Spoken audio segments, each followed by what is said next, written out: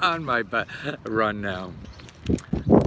I want to ask you a favor, and I'm a little embarrassed because I hate asking people to do something they may not be comfortable with. And if you're not comfortable with this, don't do it. But I've been studying government programs for about, gosh, 40 years now, and my biggest hurdle is getting people to to believe that this government here has these programs.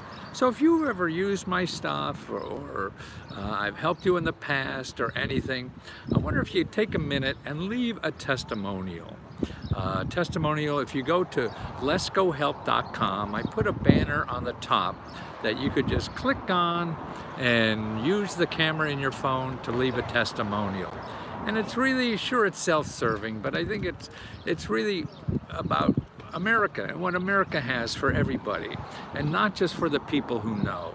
And that's what your testimony will do for me, is to help, not me, I'm some huckster that people seen on TV, and they may not believe me, especially dressing like this, and I don't blame them.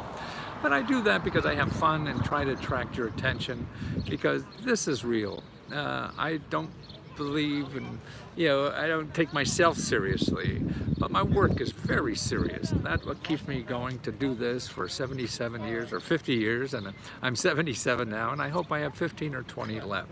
So if you could share a few moments of your time to let people know about these programs or my work, anything to relate, so we can encourage people, whether they use me or not. It's not for me to make money. Sure, I got to pay my rent and do that, but I'm way past a lot of that now. I don't have to worry about eating. It's really educating people. And I think you can educate them a lot better than me, because you're in the situation that, that need help, and so do they. So if you take a minute and go to letsgohelp.com, letsgohelp.com, and click on the banner on top about leaving a testimonial. And well, I just can't thank you enough, but you've thanked me so much over the years, and recently even more than ever, because I believe I'm doing the best work ever in my life. Thank you so much. Well, that's enough for that. That's a testimonial, probably cut out for people. But I want to talk about something that's going on. I saw in the paper today. Oh, I can't see. The sun is so bright, I can't even read what people are writing, or if they're writing something. Oh gosh, are we still on? Are we on? What? Where is it? Where is it? Oh, did I screw up? Oh, there. Oh. Gosh.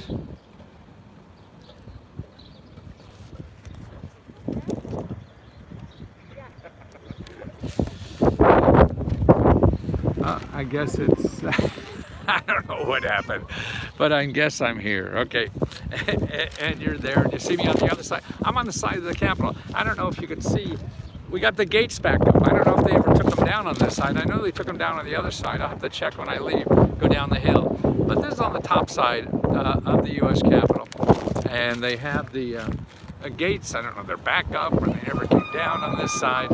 And there's guards here with gates coming in and out of the street to block people. So that's it. But what I read today in the paper was very interesting to me. Here, New York, the state of New York, is now giving money to people who weren't eligible to get unemployment money. I don't know if you can see this. Here it is down here. I can't see what's on my screen, so I don't know if it's showing or not. But in today's New York Times, they talk about New York City, or New York State, is providing $2.1 billion for people who weren't eligible for the unemployment. And they estimate there's about 300,000 people who were not able to, who lost their job and was not able to get unemployment.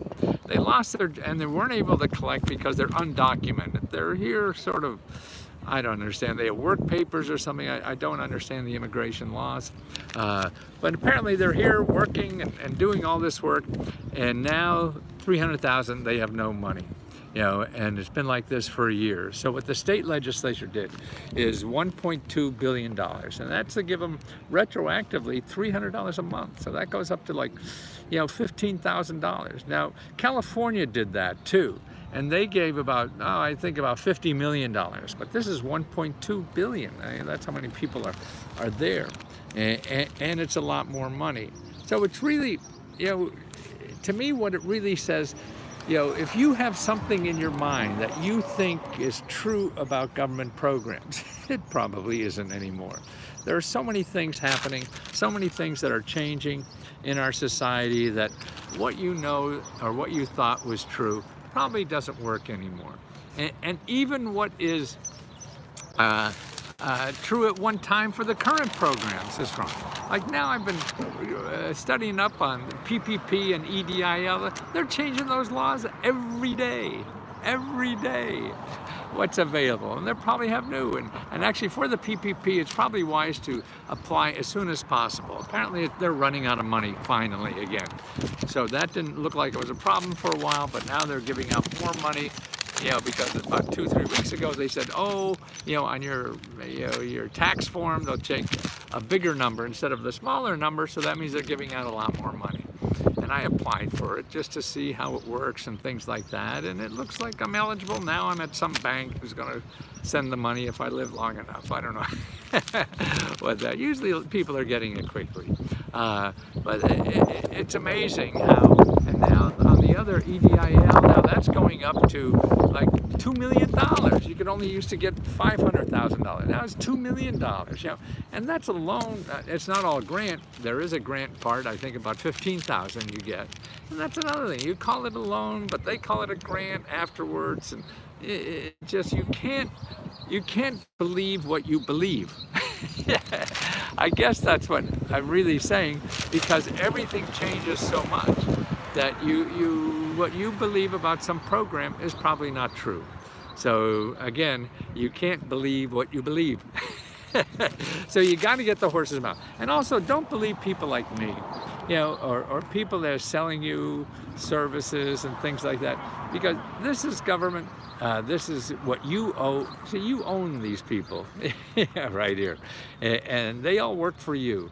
So if you have a problem about a program and you're not sure the final thing, you could call. You have 3 representatives here. I'm on now what they call the Senate side of the Capitol. See, on this is the, where the hell is North? I guess North is that way. And so one side of the Capitol is the Senate, where the office buildings for the senators. The other side is for the House of Representatives. And they're on the other side of the Capitol, though. And the big Capitol sits in the middle. So you have 3 people there.